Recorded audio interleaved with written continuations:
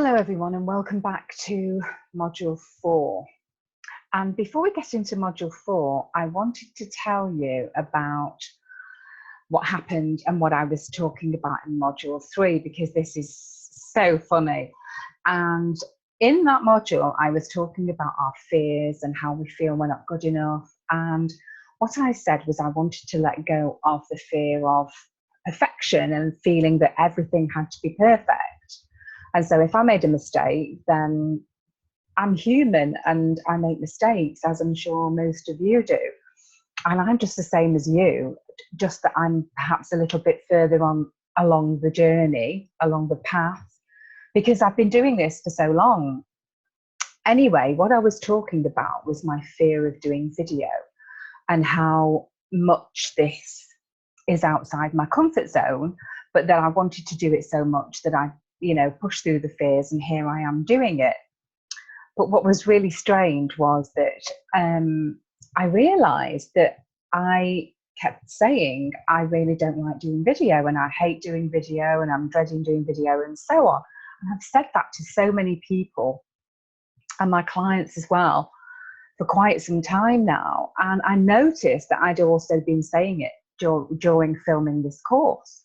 And then it suddenly struck me and I thought, well, of course, if I keep saying that, then it's going to become a self-fulfilling prophecy. And I stopped myself. And so now I'm actually going to say, I love doing video because doing video will not, me hating doing video will not make these videos any better. Certainly, they'll probably make them worse, and it won't be good for you either. And so, I wanted to tell you that I'm feeling my fears and doing it anyway. But ironically, when I went to add the Module 3 video to the folder, I realised after lots of messing about that there was no sound on it. And so after me saying how I hate doing video and how I find it really difficult and so on, I'd actually recorded the whole video with no sound. So I'm going to have to do that module again. But I just wanted to share that with you because from now on, I am definitely not saying I don't like doing video. In fact, I'm going to keep repeating I love doing video. So let's get back to Module 4. And Module 4 is all about clearing. Because what we've been talking so far is about the mind and the limiting beliefs and the thoughts, the incessant thoughts that we have, the negative thoughts, and how that impacts our belief system and our life. And once we start to become aware of it, because as I said initially, awareness is the key.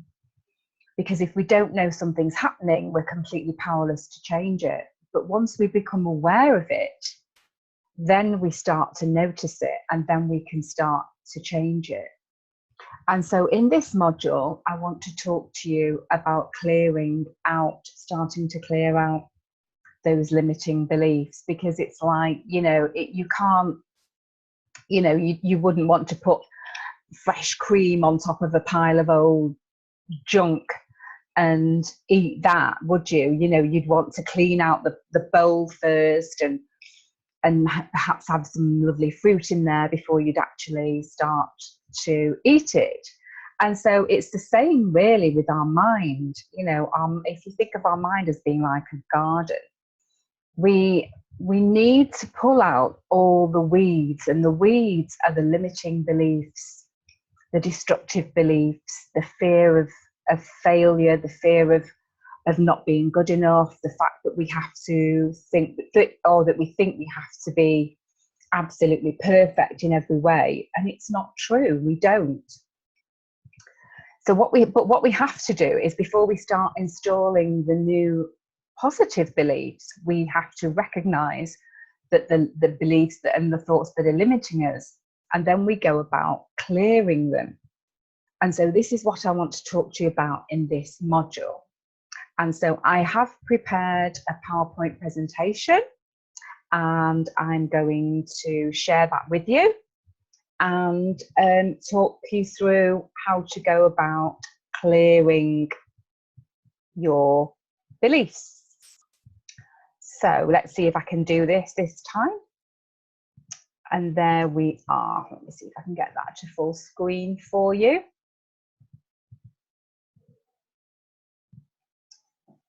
There we go. Okay.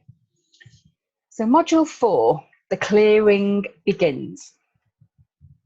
And now that we understand what's holding us back, or we've got a really good idea, we learn tools and techniques to clear out those beliefs. And so we need to clear the blocks, because the blocks are the limiting beliefs. And in this module, I'm going to talk to you about some energy tools and techniques to get to the root cause of the problem and to start clearing them. Because as I've said before, absolutely everything is energy, and your energy, I'm energy, everything that we see as matter is actually energy vibrating at different speeds. And so when we have fears and limiting beliefs, those beliefs get stuck in our system because they're just patterns of energy that are stuck, and we need to understand that, and then we can start to clear them out. So hopefully now you've got a good idea of what the accumulated stuff is that's causing you to have so many problems in your life. And it's time to start clearing out with the old and in with the new. And what better time than at the beginning of the new year? So as I said, everything in the universe is energy. And quantum physicists tell us that matter, or what we think as matter, what we think as solid, is just energy vibrating at different speeds. And by the time we're 35 years old, we are a set of unconscious, memorized beliefs, habits, thoughts, and perceptions that actually run our life on automatic pilot. And by this time in life, we've experienced most things. And so we can anticipate, usually in advance, how something is going to feel. And consequently, we become more and more afraid of stepping into the unknown. Because if we don't know how something's going to feel, we're then scared to try it, because we're afraid of how it's going to feel. We don't like uncertainty. And for the most part, the majority of people want guarantees that things will work out before we're willing to give them a go. Change makes us feel very uncomfortable. And if we can anticipate how most things are going to feel, we can't feel the excitement of new emotions. And this usually happens around midlife, around the time of midlife, which is actually a mindset more than an age, more than a number. It's around this time that many of us start to ask bigger questions. And for some, before they get to that stage, they hit what's commonly known as the midlife crisis. Everything, or so we think, is predictable, and so it becomes tedious.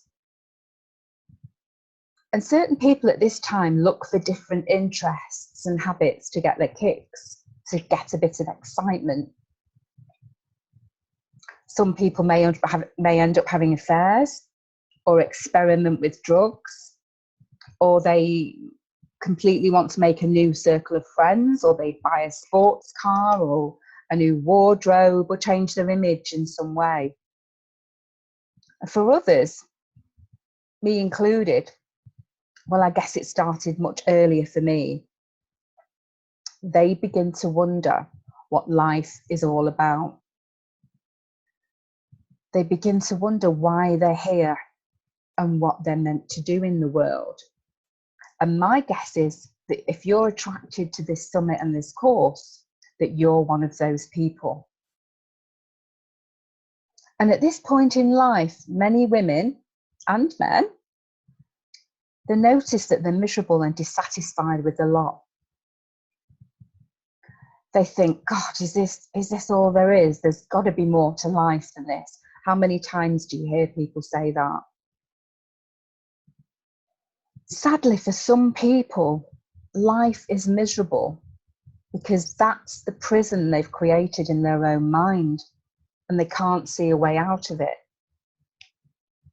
In a nutshell, the reason for these thoughts is because we feel unfulfilled. And as I've said before, we're spiritual beings having a human experience. And we can't be truly happy by concentrating on the human experience alone. We need more than that. We need to connect with our soul.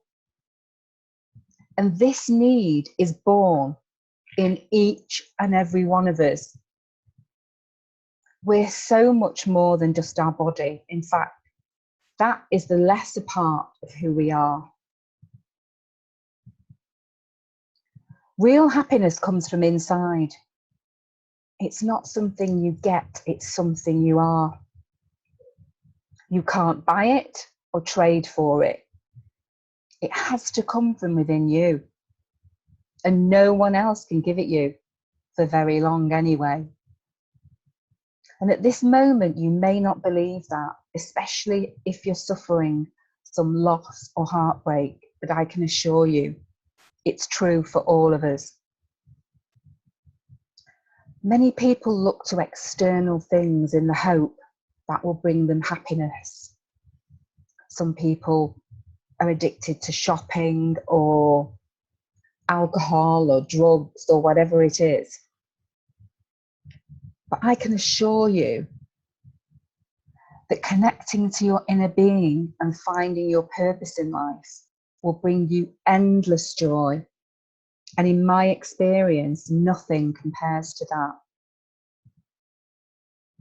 When you're living your purpose and are in alignment with the deepest values of your soul, you feel great joy and happiness and a sense of peace, which is coming from your spirit, as those parts of you are being nurtured. You'll find that also at this time that you love yourself enough to let your light shine and not hide away anymore. Let me assure you that when you've found your purpose, you will excel at it, because this is what you're meant to be doing on the planet at this time. Your body records the memory of every experience you've ever had. All your thoughts, feelings, emotions, judgments, and decisions have been registered in your body. And these memories are stored in your cellular membranes. And according to Dr. Bruce Lipton, our cells bathe in the energy and vibration created by our thoughts. Dr. Lipton is fabulous, and he's an internationally recognized cellular biologist and pioneer in the new science of epigenetics. And epigenetics means above genetics. Epi means above the gene. And epigenetics studies the effect of emotion on our bodies and on our health. And Dr. Lipton feels and argues that it's not our genes that create illness, it's our own mind. And I know that's a very emotionally charged subject, but it's worth thinking about, because if the mind is sick, there's no way for the body to be healthy. In effect, this makes you the creator on some level of your disease. It takes you out of the notion of being a victim. And just bear with me here, because when I say that, there are many, many components to this. But it does mean that on some level, you've created everything in your life, all the good and the bad. But look at it this way. If you've created it, or if you've created disease, what else can you create? You can also create health. You, my dear friend, are coded for greatness. And once you find that thing that lights you up inside, there is no doubt you'll be great at it. There's no doubt whatsoever. In the search for happiness, people can get hooked on all sorts of things like drugs, gambling, excessive shopping to ease their pain, but it's only a temporary fix. And it can be extremely painful for the whole family. And I know firsthand what it's like and have experienced that with gambling within my own family many years ago. But I now know that what these people are searching for is meaning and fulfillment in their life. They try something and it feels good. Dopamine, the feel-good hormone, gets released in the brain. And so they want to do it again. But quite quickly, the same exercise doesn't bring the same high. So they need to do more of it, spend more, gamble more, or take a higher dose of whatever it is that's created that feeling, which is really just a temporary escape. Eventually, the newfound hobby becomes a huge and destructive problem. A great friend or a loving partner can enhance our life and make it more enjoyable. And I think of that, there is absolutely no doubt. But that will never be enough if we don't first work on ourselves to become whole human beings. The first person you must love and value is always yourself. When we look to someone else to make us happy, we're setting ourselves up for disappointment. And we're coming from a place of lack. And according to universal law, like attracts like. So it's inevitable that you'll attract someone to you that is also coming from lack, however much they try to hide it at first. It's only from a place of wholeness that we can function on this planet the way we were meant to, and live in a state of peace and harmony, which is our natural state. A good affirmation that I use a lot, and I think it will help you, is very simple and very quick. And all I say to myself is, if I'm stressed or worried about something or a situation that's coming up, I say, I breathe in peace, I breathe out stress. I breathe in peace, I breathe out stress. And I can say it out loud or I can say it in my head. And it really, really massively helps me to give it a try. And from the state of being where we're coming from wholeness, we can attract whatever we want into our life. And I know that sounds far-fetched, but it really isn't. We really can attract what we desire. And if it's a partner, we can attract someone who is also whole and complete and has dealt with their own demons. And that concoction is a recipe for a happy, fulfilling and loving relationship, if that's what you're looking for in your life right now. Life still happens to us, but when we're in that place, we're in such a better position to deal with it. We take the time to respond to things instead of react in anger from the unconscious programming that controls us mostly. In a weekly radio show that I have, which is all about relationships, I talk about creating a beautiful relationship with the most important person in your life, and that's yourself. Because if you don't have a good relationship with yourself, what chance have you got of having one with another person? If we've not dealt with our own stuff, the person we attract won't have dealt with theirs either. And if we don't love ourselves, how can we expect anyone else to love us? We're born as a blank slate. We come into this life perfect and whole. The psychologist Carl Jung told us that. And the effects of the woundings we suffer in our early life shape us. The human mind is so complex. You may or may not have heard the phrase, your beliefs create your reality. Well, this happens to be true. They absolutely do. Our beliefs form the building blocks of our experiences. We see the world through a filter that's formed by our core beliefs about ourselves and the world.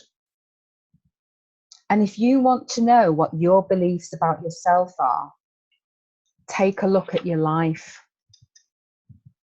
If you're not happy with what you see, it means that you definitely have some limiting beliefs that are shaping and directing your life. But to be able to change those beliefs, we do have to discover what they are. So, for instance, if you're looking for a new relationship, are you searching for that relationship from a place of fear and need? Do you want to meet your ideal partner in the hope that he or she will make you happy, make everything right, and will take away your pain and make you feel complete? Do you tell yourself that you'll be happy when you meet that special someone? If that's the case, excuse me, please believe me when I tell you that is not the answer. You must first do the inner work necessary to deal with your own stuff before embarking on a new relationship if you want it to work. Your limiting beliefs, whatever they may be, either not deserving happiness or love or not being good enough, will show up in your new relationship however much you don't want them to. And I don't advocate spending months and years going over past traumas with my clients, which is why I chose the path of coaching over counselling, although I do believe counselling is necessary at some periods in life. And I also think throughout coaching that it's necessary to look at our wounds in order to heal from them. But I don't advocate going over and over and over and over again with them. We don't ignore them. But in this 7-step transformational process, we look at them, start to understand why we've created them. And then with understanding and self-care, the healing can begin. Most people blame their circumstances for their unhappiness, but that's because most are not aware that their beliefs are creating the reality. Our circumstances are a result of the actions we've taken or not taken, based on the belief system that we hold from the old programming that was instilled in us as children. Our beliefs limit us and cause immense problems in life if we don't uncover the core ones that are no longer serving us and realise that we can change them. And we do that by first examining what's not working for us and what beliefs we might be holding on to that are causing our unhappiness, whether that's lack of money, a relationship, career, or health, whatever it is. If your life isn't working the way you want it, there is a belief somewhere inside you causing it. because our beliefs shape the person we are on the inside, which shows up on the outside. There's absolutely no hiding place. And I would bet you'll be familiar with this kind of experience. You decide to move forward with your life and do something new, but you're immediately then confronted by your inner critic, your mind chatter, that little voice in your head telling you, you can't do this, it's too hard, you haven't got the time, you haven't got the money, who'll be interested anyway, so why bother? You, or to be more precise, the critical part of you that lives by these limiting beliefs has just managed to talk you out of something that could have been a great opportunity for you. But you probably think whatever it's saying is true. So something Wayne Dyer said many years ago that struck such a chord with me, he said, don't believe everything you think. And that's absolutely right. Don't believe everything you think. But most of us tend to. And we believe that those beliefs, that belief system is a part of us. But the good news is it's just a part. It's not you. It's your story. And you can change these beliefs to ones that serve you instead. As I've said before, our beliefs are designed to keep us safe. That's what they're meant to do. But the beliefs that we form through the eyes of a 4 or 5-year-old child don't help us in adulthood. They hold us back. So let me ask you, what beliefs have you got that are holding you back? We have core neurological beliefs that shape our character and consequently our life. The human nervous system gets programmed very early on in life. We learn very quickly what we do that gets a smile, or what results in being told that we're naughty and mustn't do that again. If a parent says, don't be stupid, or that's very stupid, we grow up believing that we're stupid. And this can go one of two ways. We either take on that belief and underachieve everything because we believe that we are stupid, which is what I did, or we can spend many, many years trying to prove that that's not the case and push ourselves so hard that we may achieve academically, but our personal life and happiness and peace suffers because of it. Without exception, what we believe we can or cannot do will always become a self-fulfilling prophecy. If we feel we can't do something, chances are we won't. We won't even attempt it. So take a moment right now and think about what might be holding you back. Write out the statement and then look at it and see if there's any real substance to it and how the opposite might be true. Beliefs are lenses we see through, and all kinds of possibilities start opening up to you when you begin to look at these beliefs and start to challenge them. So go ahead and do it now. Write something down that you really have thought about yourself that's held you back. I think, where did I get that from? Whatever limiting beliefs you have, know that they're just that, an idea that you've taken on.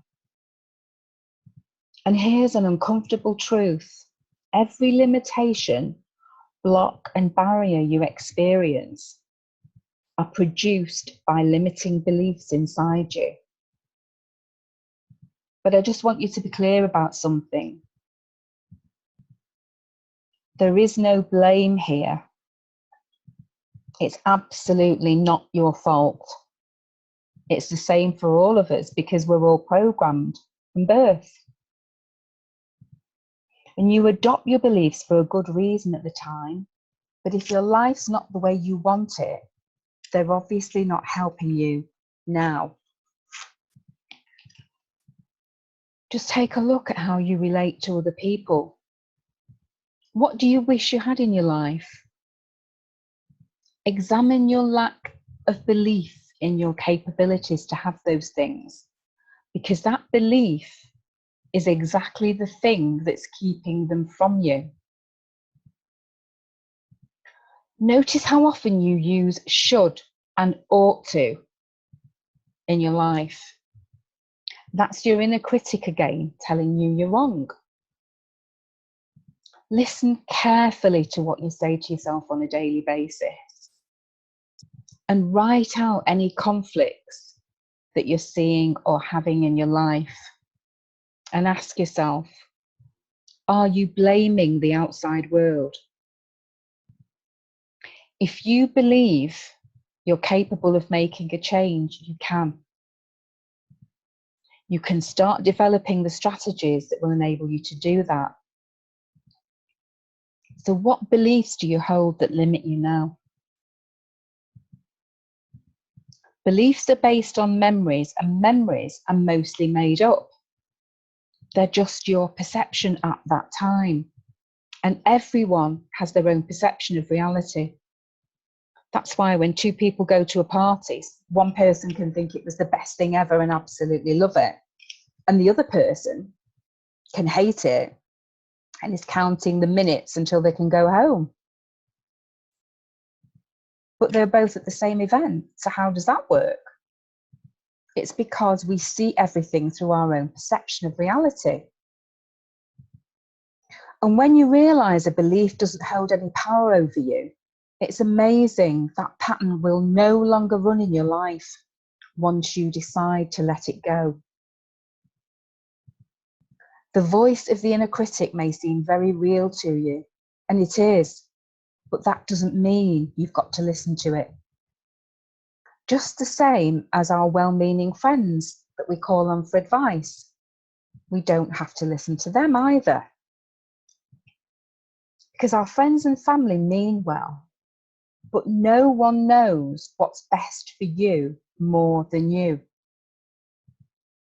Your friends and family see your life and circumstances through their own lens and their picture of reality, which is different to yours.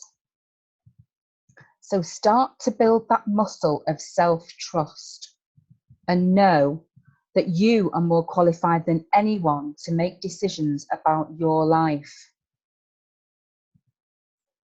I love this quote by Henry David Thoreau, and I'm going to read it to you because I think it's fabulous.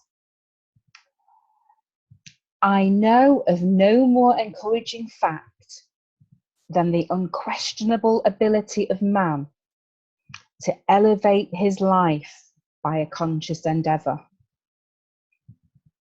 I love that. It's so powerful. Just read that a few times and let the information sink in. Just sit with it for a moment and know how powerful you are. Every belief that we hold creates some limitation in our life. We tend to fear mistakes so much that the mere thought of something not quite working out stops us from trying. But mistakes are not bad. They're an indication that that particular way of doing things isn't quite right, and we can do it again a different way. Remember, those beliefs you hold are something you've thought over and over, or something someone said to you, a parent or a teacher perhaps, and you've decided to make it real. When someone we consider an authoritative figure says something to us, it carries more weight. An example is when a doctor tells their patient that they're doing well. The patient is much more likely to improve. And I don't know whether you've ever heard of Milton Erickson, but he was a very famous psychiatrist. And during his consultation with patients, he would make an excuse to leave the room for a moment. Before the patient arrived, he would write in their notes, "Doing well," knowing that they would look at them once he'd left the room. And sure enough, he found this to be most beneficial to his patient's recovery. There are many tools available for clearing limiting beliefs that work really well. The key is we have to use them. They work if you work them. In my practice, I use a variety of tools that include NLP, which is neuro-linguistic programming. I also use some energy clearing techniques, and another one that's scientifically proven and is very effective is EFT, which is short for Emotional Freedom Technique, or tapping as it's more widely known. And this method is used with soldiers suffering from post-traumatic stress disorder, and with great success. And it was also extensively used in the Sandy Hook tragedy a few years ago, when children and some teachers were murdered by a gunman in a school. Many of the families and survivors were treated with EFT with astounding results.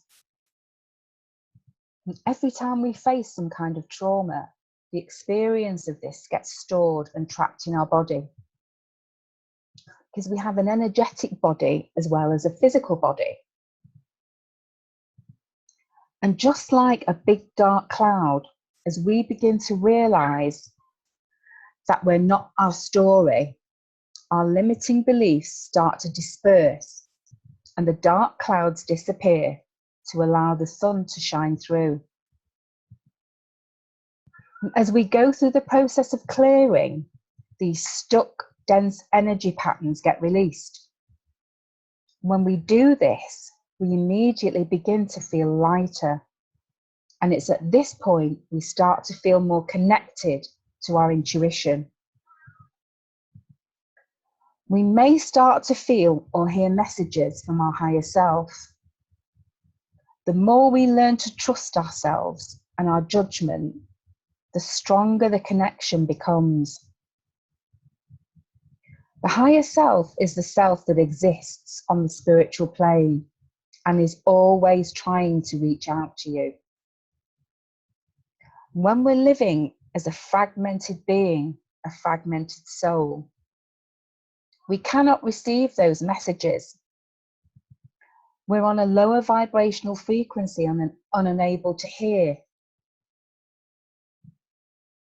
or sense them. And the reason for taking this sacred journey back to wholeness is because this is where our power lies. The power to create the life we know deep inside we were meant to live. Being in a state of peace and joy, which by the way is our birthright simply because we were born into this human experience. We're not meant to live in struggle and hardship, but we get so bogged down with our everyday lives that we just don't take the time to get to know our true self, to really understand this gift of life we've been given. We just let life happen to us and accept whatever it offers, thinking we've no choice in the matter. But once we start to wake up and begin the process of reconnecting, we learn to change. And as we start living from that place of connection with our inner being, every aspect of our life becomes easier. It becomes smoother, less hassle, more peaceful. It's quite simply being in the flow. And when you're in the flow, you know it. When we're in the flow, we're connected to our source, either consciously or unconsciously, and life just works. Everything's easier. And the information I'm sharing with you in this course isn't new information, but it's my mission to inform you of the power that's available to you so that you can start to change your life. Because obviously that's why you're here. That's why you're doing this course. You have so much power over your life, even if you don't think you have. You've all the necessary means to create. Women are creators. And I want to help you tap into that power that resides within you. And the foundation of that power for women is in our womb space. For thousands of years, indigenous tribes and shamans have known that the womb is the seat of great power for women. However, in modern times, this information has been lost. But recently, I've noticed a resurgence, and many books are now being written on the subject. Women hold their creative power and their intuition in the womb. This pulse of life is within all women, and whether or not you still have a physical womb is irrelevant, because the energy and power remain in that space. The energetic imprint is there, even if the physical organ has been removed. And our creative power is not just for creating children. It's for whatever you want to create in your life, such as personal healing, a new business, more money, and whatever it is, know that with the right tools and knowledge, you can do it. The womb also carries the energetic memory at a cellular level of every intimate encounter we've ever had, good and bad. And for many women, some of that has been bad. And this creative part of them is shut down entirely due to painful relationships and trauma and abuse they've suffered during their life. You also might be surprised to learn that we have a second brain in our gut, and that affects our mood and well-being. And this is called the enteric nervous system. Those old sayings such as listen to your gut and go with your gut instinct are not just old wives' tales. They derive from our second brain, which contains approximately 100 million neurons that are set in the walls of our gut. A good exercise to try is to put your attention on the center of your womb space. If you're doing something that's making you feel anxious, such as going for an interview or giving a presentation, doing this will immediately help you feel and appear more confident. And if you do it regularly, people will start to respond differently to you. Give it a try for 7 days straight and note what happens. So just bring your attention from your head, which is where most of us live. Bring it down.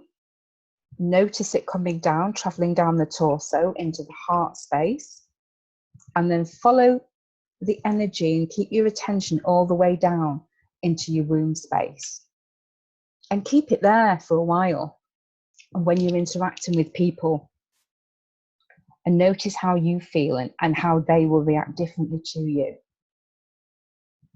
So the next time somebody advises you to listen to your gut, know that they're giving you sound advice. Connecting with your higher self requires you to have a regular spiritual practice.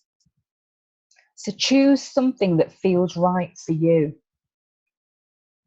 Something you can make part of your everyday life. Meditation is essential to start building that connection. Spending time in nature is also fabulous. Walking barefoot on the earth, or even just a regular practice of sitting quietly in a peaceful place and being alone with your thoughts. All of these are great and simple things to do to establish a connection with your inner being. The key is you must do it on a regular basis.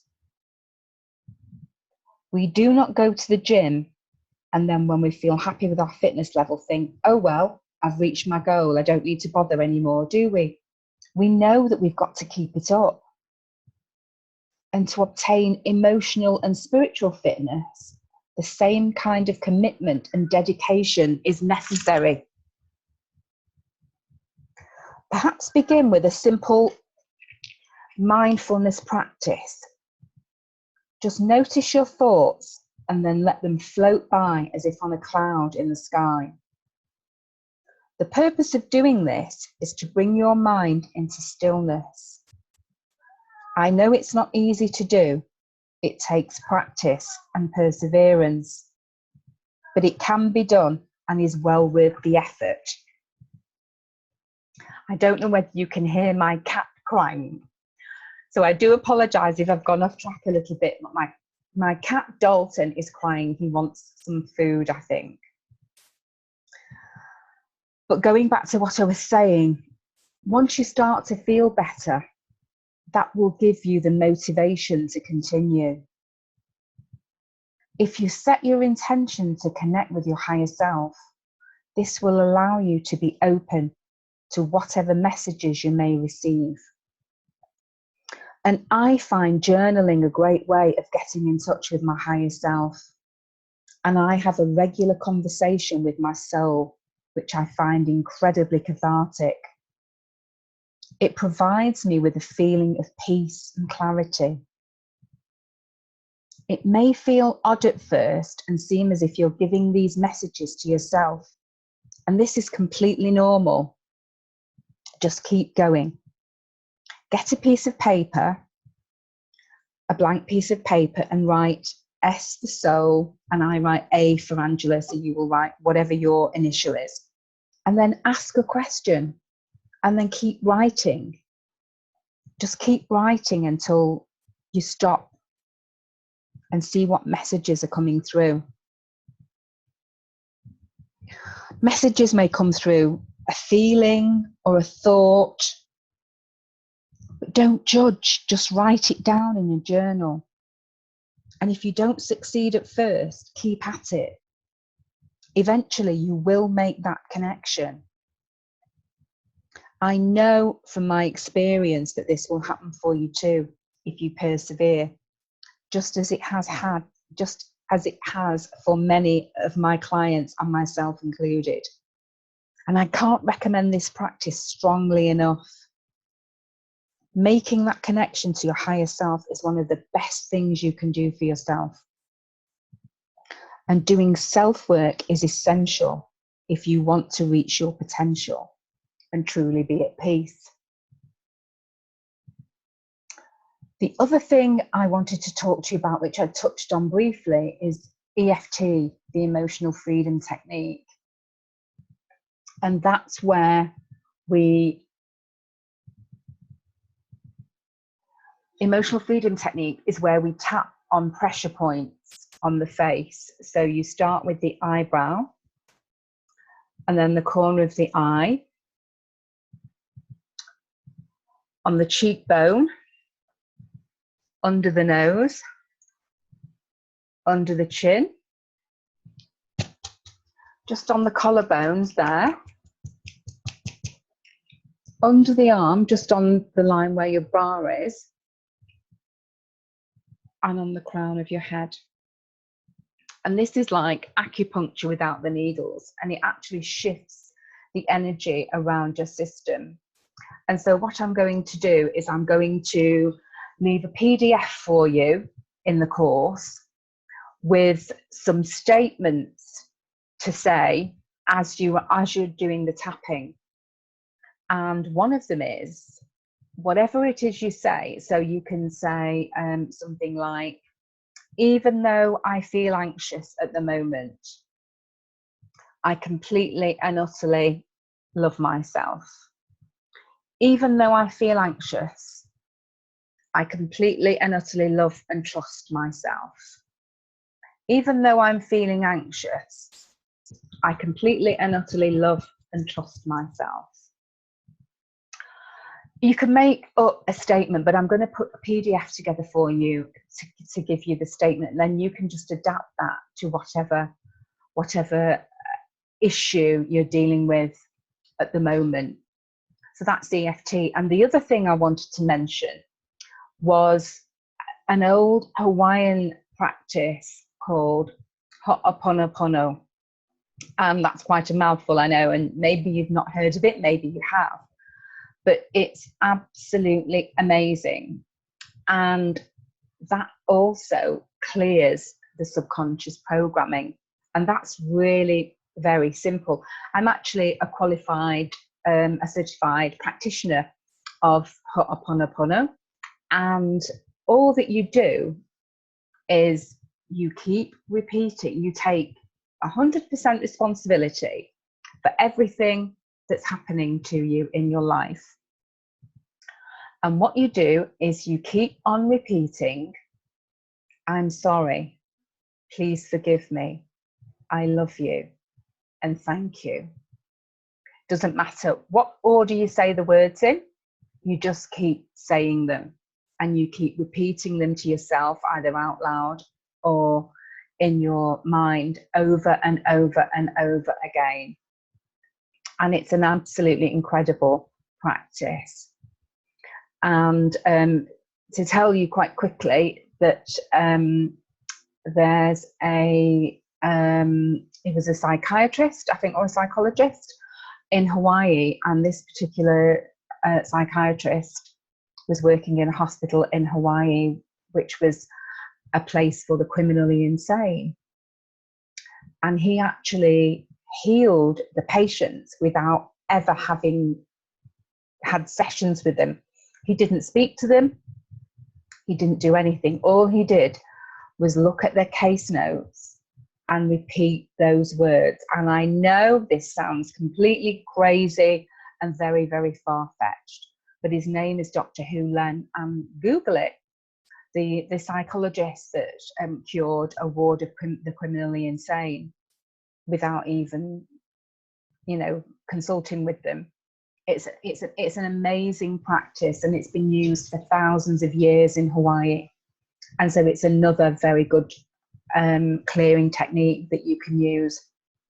So you can use that, or you can use EFT, or you can use both, or you can find your own, but find one that works for you and use it, because it really will make all the difference to your life. So I hope you've enjoyed module 4. We talked about clearing our negative beliefs, and I will see you in the next module.